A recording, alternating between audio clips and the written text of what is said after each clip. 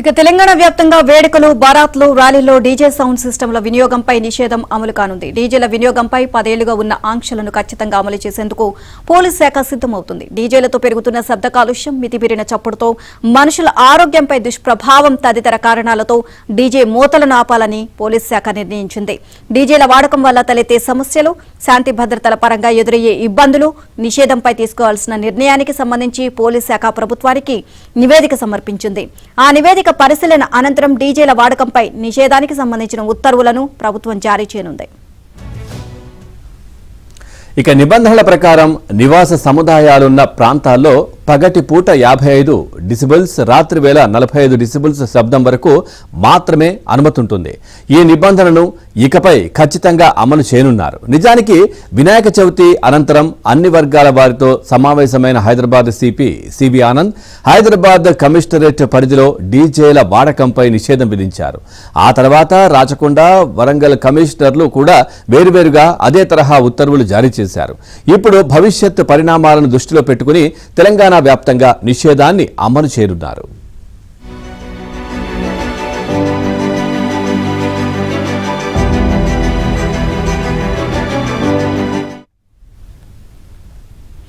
డీజేలు ఉపయోగించడం వల్ల సాధారణంగానే 100 నుంచి 150 డెసిబెల్స్ శబ్దం ఉత్పత్తి అవుతుంది. పరిమితికి మించిన శబ్దం ఆరోగ్యంపై తీవ్ర ప్రభావం చూపుతుంది. డీజే సౌండ్ సిస్టమ్స్ చప్పుళ్ల మధ్య డాన్సులు చేస్తూ పలువురు ప్రాణాలు కోల్పోయిన ఘటనలు కూడా ఉన్నాయి. ఇక ఓవరాల్ గా ఇదే అంశానికి సంబంధించి మరిన్ని అప్డేట్స్ మా క్రైమ్ బ్యూరో ఇన్ఛార్జ్ వెంకట్ నాడి తెలుసుకుందాం. వెంకట్, తెలంగాణలో మొత్తం కూడా డీజేలు బంద్ అని చెప్పేసి పోలీసులు చెప్తున్నారు. ఓవరాల్ గా అప్డేట్స్ ఏంటి?